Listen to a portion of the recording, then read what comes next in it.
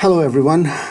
हमारी जो आज की वीडियो है इसमें हम आपसे ये शेयर करना चाहते हैं, डिस्कस करना चाहते हैं कि किस तरह से हम अपना जो ब्रेन है उसकी वर्किंग एफिशिएंसी को इम्प्रूव कर सकते हैं to perform better in our profession. तो इस वीडियो में मैं आपसे 3 चीज़ें डिस्कस करूँगा। पहले हम ये डिस्कस करना है कि क्यों इम्पोर्टेंट है ब्रेन पर फोकस करना, क्यों इम्पोर्टेंट है। दूसरी बात कि कौन से नॉन फिज़िकल और फिज़िकल पैरामीटर्स हैं जिनको हमने फोकस करना है to improve the efficiency of our brain. तो सबसे पहले बात कि क्यों ज़रूरी है। तो what do you think that what made the human to rule the earth? You know कि we are the dominant species of the earth, we are ruling the planet. Do you think are we powerful as compared to the chimpanzee, or are we stronger than the lines और चीताज और जो बहुत सारे दूसरे जानवर हैं, मतलब हम शार्क से ज़्यादा पावरफुल हैं? क्या वजह है कि हमने इन सभी अब कोई स्पीशी ऐसी नहीं है अर्थ की जिसको हम अपने यानी हमने उसको अपना ताबे नहीं कर लिया हुआ। बड़े बड़े जानवर हैं, मतलब एलिफेंट्स हैं और इवन लाइन को आपने देखा, we put them into the zoo. ठीक है, तो क्या वजह थी, क्यों, तो क्या वजह थी भला? हम इन सब से ज़्यादा इंटेलिजेंट थे, हमारा ब्रेन इन सबसे बड़ा है, हमारा ब्रेन इन सबसे पावरफुल है। That is the only strength we have which have made the human to rule the earth. So that's why it is very important to focus on our brain. दूसरी बात, second question जो इससे निकलता है, हमने बात की कि ह्यूमन प्लैनेट अर्थ को रूल कर रहे हैं। तो क्या सभी ह्यूमन रेसेस प्लैनेट अर्थ को रूल कर रही हैं? क्या अफ्रीकन रूल कर रहे हैं? नहीं कर रहे। क्यों नहीं कर रहे? बेचारे पुअर हैं, उनके पास रिसोर्सेज नहीं है। हाँ, रिसोर्सेज उनको डेवलप करके हमें देने चाहिए थी ताकि वो हम पर रूल कर सकते। हाँ, रिसोर्सेज की बात, क्या जो अरेबियन है वो रूल कर रहे हैं? They have resources, they are richest, one of the जो रिचेस्ट कंट्रीज हैं टॉप 10 उसमें से बहुत सारे अरब कंट्रीज आते हैं। तो क्या अरब दुनिया को रूल कर रहे हैं? नहीं रूल कर रहे। तो पॉइंट ये नहीं है कि रिसोर्सेज और रिचनेस से आप रूल करते हैं दुनिया को, ये बात नहीं है। रूल कौन कर रहा है?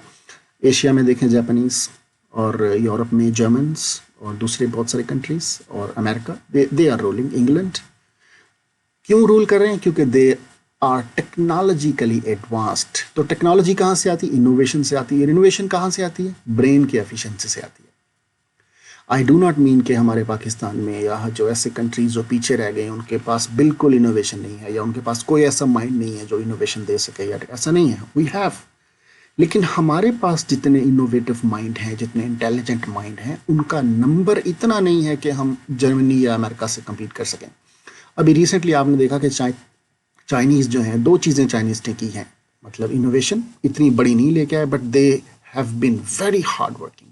आई mean there was something which made the Chinese to come forward and become happiest nation और financially better nation on the planet. ठीक है, तो ये चीज़ है कि सभी ह्यूमन रूल नहीं कर रहे, वो ह्यूमन रूल कर रहे थे जिन्होंने अपने they put their brain into work, innovation की, टेक्नोलॉजी लेके आए, and finally they are now better ruling the earth. ठीक है, तो उनकी रूल, अब अमेरिकन जर्मन की बात करें तो वहाँ पर वो इंडिविजुअल्स हैं, जो मैं पिछली वीडियो में भी आपसे बात की कि हर शख्स इंपॉर्टेंट है।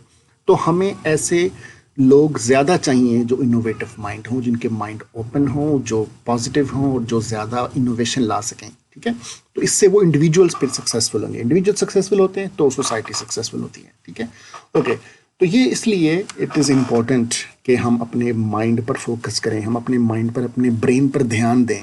Mind come from the brain. Okay, brain की एक्टिविटी से फिर माइंड पैदा होता है। तो पहले ब्रेन पर ध्यान देना, फिर हमारा माइंड सेट बनेगा और फिर उससे बात आगे बढ़ेगी। तो अगला कंपोनेंट ये है कि कुछ नॉन फिजिकल फैक्टर्स हैं जो फिजिकली एग्जिस्ट नहीं करते, लेकिन एक्चुअली वो इन्फ्लुएंस करते हैं हमारे ब्रेन की एफिशिएंसी को। तो सबसे पहले हम उसकी बात करना चाहते हैं। ओके, तो I named it as the drama of decision making. सबसे अहम चीज़ ये है, सबसे इंपॉर्टेंट बात यह है कि अगर फॉर एग्जांपल मैं आपको कहूँ कि आप हमारे पास जितने भी लोग सुन रहे हैं, अगर मैं आपको कहूँ, आप for a moment you believe on me, मैं आपको कह देता हूँ कि आप फलां जो चौक है ना उस पर जाके खड़े हो जाएं, तो जो बंदा वहाँ से खड़ा होगा, वहाँ एक गाड़ी गुजरेगी जो आपको पिक करेगी और वो आपको सक्सेस की तरफ लेके जाएगी। तो जो बंदा उठकर वहाँ चला गया ना, इसका मतलब उसने ये डिसाइड कर लिया है कि मैंने ये करना है और मैंने उस गाड़ी में बैठकर सक्सेस की तरफ जाना है।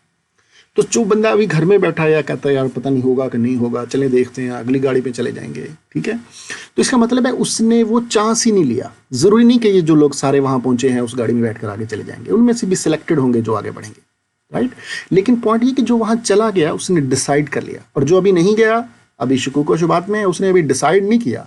तो unless you decide to become better, you can not be better. The first thing you do, you decided कि मैंने ये करना है। और जब आप डिसाइड कर लेते हैं, मैंने पिछली वीडियो में बात की, ये जो सक्सेस है वो ईजी नहीं है, ये एक स्लो कॉन्टिन्यूड एफर्ट का नाम है।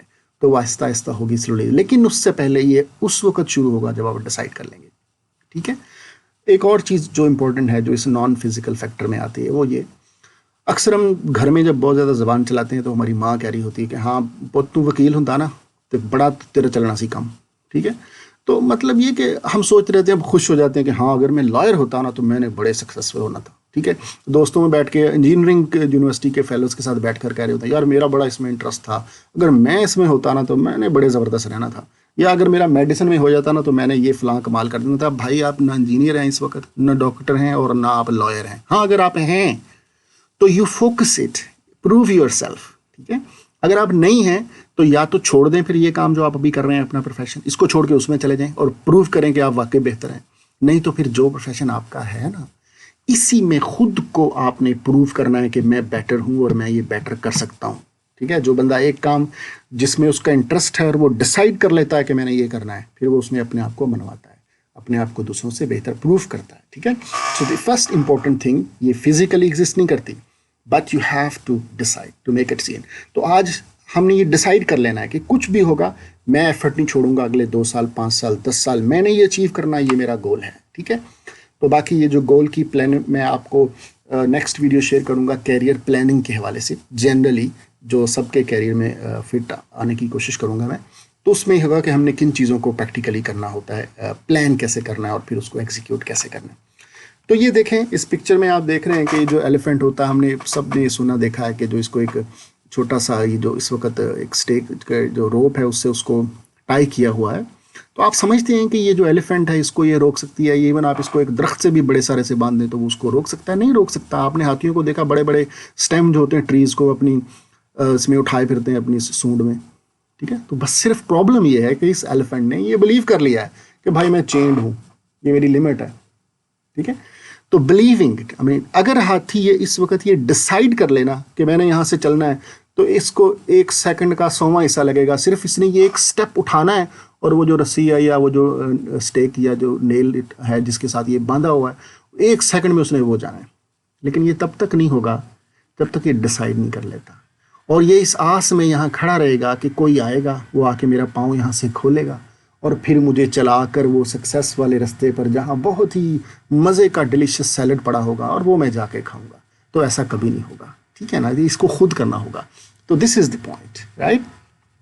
तो you have to decide it, make a decision and then do it, okay. अब मैं थोड़ा फिजिकल फैक्टर्स की बात करना चाहता हूँ जो वाकई हमारे ब्रेन की एफिशिएंसी को इम्प्रूव करते हैं, ठीक है। तो पहली बात थी डिसीजन, डिसाइड कर लिया तो फिर उसके बाद काम करना शुरू होगा, ब्रेन काम करेगा। You put your brain on work and then your brain put your muscle on work, ठीक है। ओके, तो सबसे पहले हमें ये समझने की ज़रूरत है कि वो कौन से फिजिकल फैक्टर हैं जो हमारे ब्रेन की एफिशिएंसी को अफेक्ट करते हैं, ठीक है।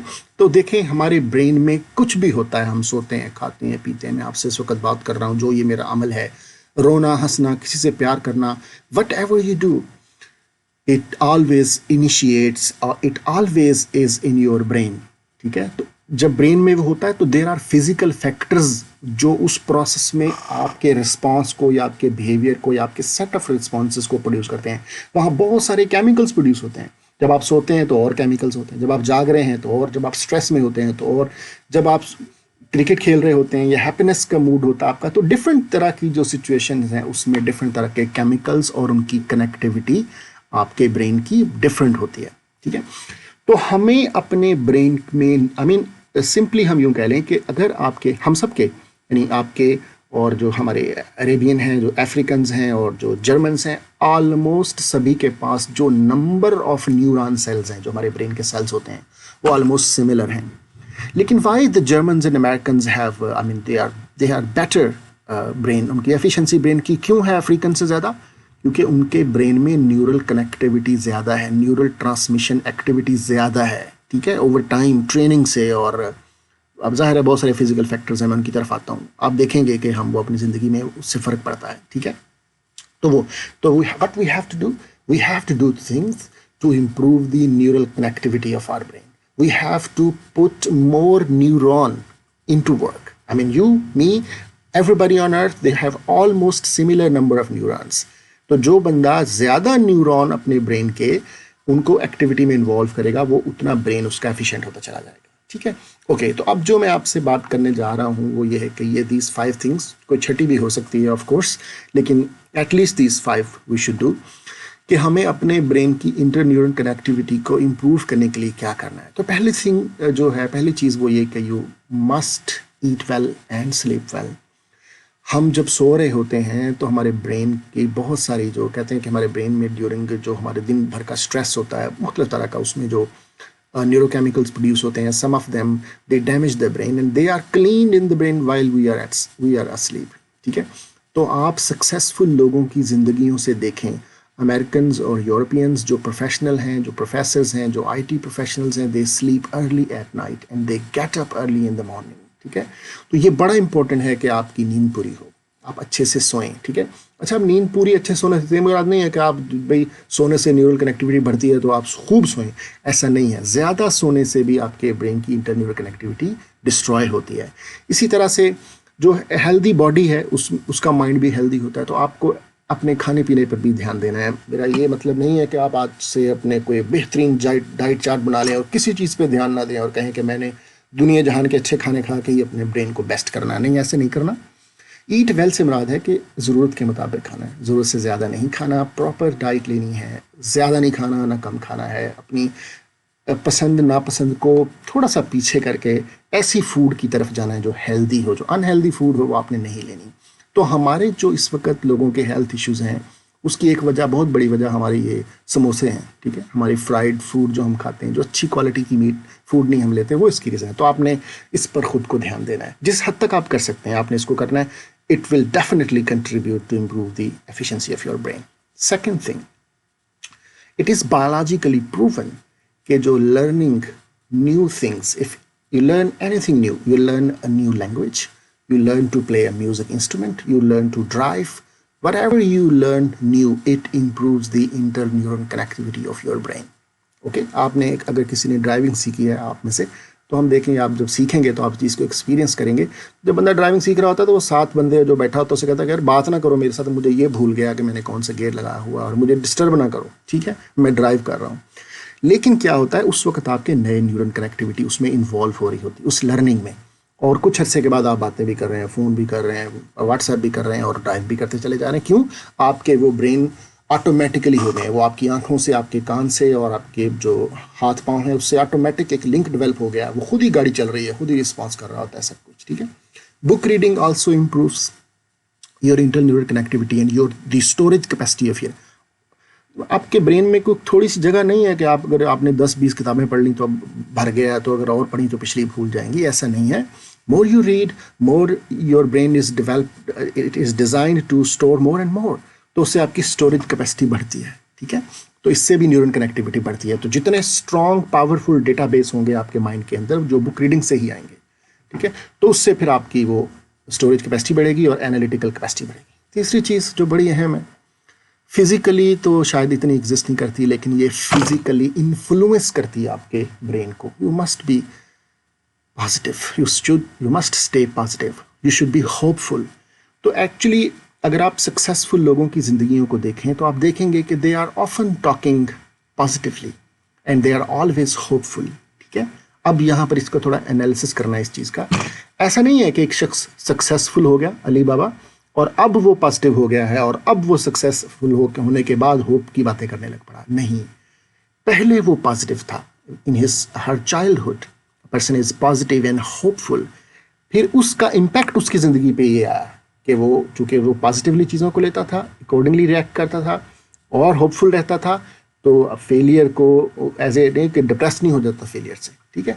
तो बायोलॉजिकली प्रूवन है कि जो नेगेटिव एटीट्यूड है ना, जो नेगेटिविटी है, जो हेटफुलनेस है, जो जेलसीज हैं, ये आपके ब्रेन की इंटरन्यूरल कनेक्टिविटी को डैमेज करती हैं, डिस्ट्रॉय करती हैं ये, ठीक है।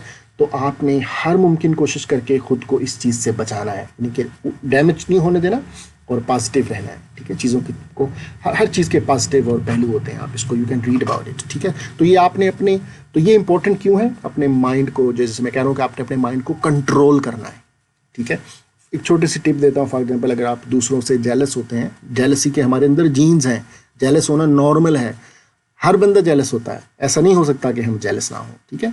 लेकिन ये कि हमने उसको मिनिमम लेवल पे लेके जाना है, जीरो के करीब लेके जाना है, ठीक है। तो अगर आपको दूसरों की अचीवमेंट से या दूसरों से थोड़ी जेलसी फील होती है, फील करते हैं, बंदा फील करता है कि यार इसके पास है मेरे पास नहीं है, ये आगे चला गया मैं पीछे रह गया, तो आप उनको अप्रिशिएट करना शुरू करें। छोटी छोटी चीज़ों से दूसरों को अप्रिशिएट करना शुरू करें। किसी ने कुछ छोटा सी किया उसे अप्रिशिएट करें। इससे आपके आहिस्ता आहिस्ता आपके अंदर ये काबिलियत आ जाएगी कि एक बंदा जिसने आपको हराया, आप आगे बढ़कर उसे कंग्रेचुलेशंस कहेंगे, ठीक, आपके अंदर एक कैपेसिटी आ जाएगी। तो ये हाइट है पॉजिटिव होने की, होपफुल होने की, क्योंकि इसके अंदर होप है कि यार ये जीता, मैं भी जीतूंगा, ये आगे बढ़ गया, मैं भी बढ़ सकता हूँ, ठीक है। इसने क्या, अपने आप उससे पूछेंगे कि यार क्या, मैं छोटी सी बात यहाँ पर, वो कहते हैं जी कि मेरा मेडिसिन में, मेडिकल कॉलेज में एडमिशन हो जाना था, बस वो ऐसे हो गया तो रह गया, या मैंने ऐसे आगे निकल जाना था, वो बस ये अगर ना होता ना तो मैंने ऐसे हो जाना था। ओ भाई, जो जीते हैं, जो, क्या ऐसा हुआ है कि 2019 में मेडिकल कॉलेज में किसी का एडमिशन नहीं हुआ? हज़ारों लोगों का हुआ है, and they scored better than you, they performed better in the entrance test than you did.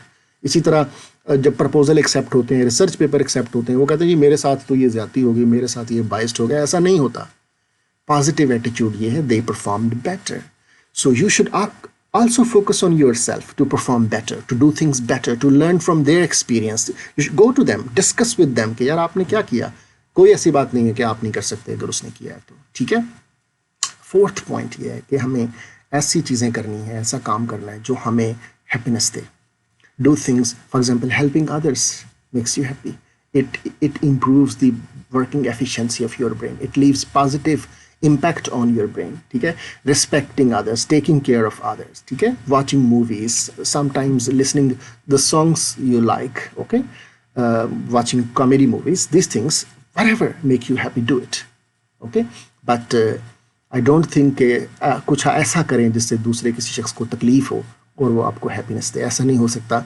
हो सकता है आर्जी तौर पर आप उसको एंजॉय कर रहे हो, लेकिन when you sleep at night it pinches you at the heart कि यार ये सही नहीं हुआ, ठीक है।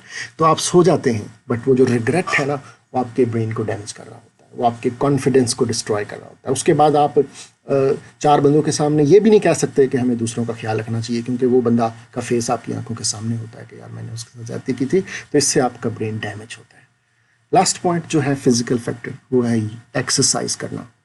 डिफरेंट किस्म के एक्सरसाइज हैं, जो एक्सरसाइज आप कर सकते हैं करें, जो आपसे होती है, वॉक कर सकते हैं, वॉक, रनिंग कर सकते हैं, जो भी एक्सरसाइज है ज़रूर 10 मिनट से शुरू कर लें, 15 मिनट से शुरू कर लें, 20 मिनट, 30 मिनट, 40 मिनट, एटलीस्ट कहते हैं कि 40-45 मिनट रोज़ एक्सरसाइज, वॉक, रनिंग होनी चाहिए।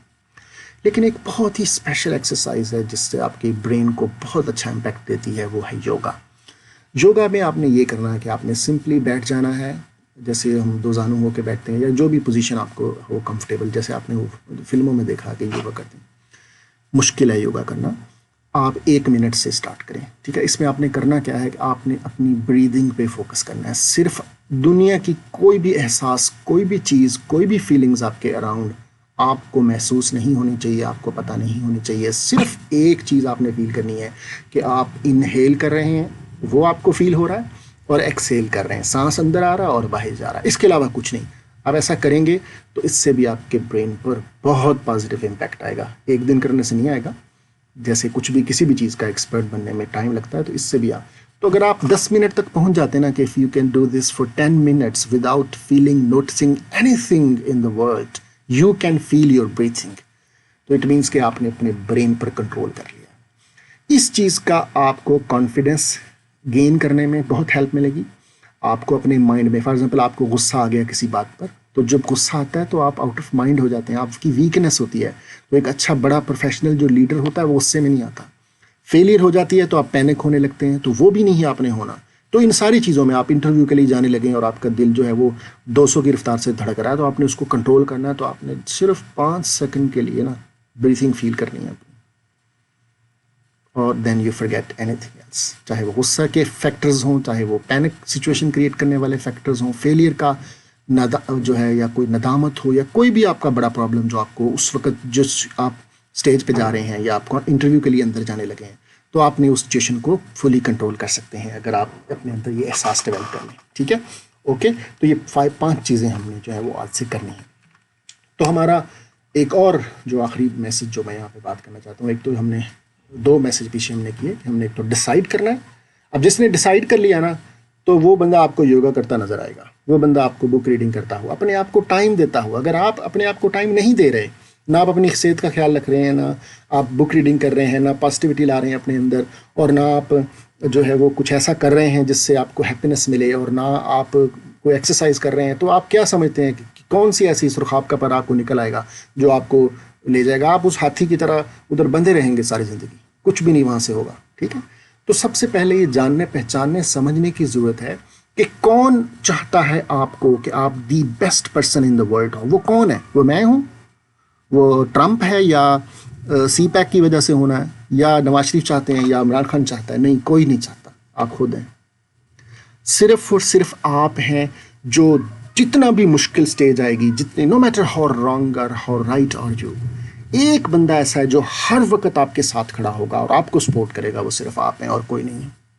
इसलिए आप डिसाइड कर लें, अगर कुछ करना है तो आप डिसाइड कर लें। ठीक है, तो आखिर में मैं ये कहना चाहता हूँ कि जितने भी सक्सेसफुल लोग हैं, जितनी भी सक्सेस दुनिया में लोगों ने समेटी है, चाहे वो इनफरादी हो या इज्तमाई हो, वो हमेशा किसी बुनियाद पर खड़ी है। वो बिला वजह नहीं हुई है कि अचानक हो गया, उसका दाल लग गया था, या उनके ऐसे निकल आया था, उनका तेल निकल आया था। तेल निकल आने से उनको सक्सेस नहीं मिली है, सिर्फ पैसे मिले हैं और कुछ नहीं मिला।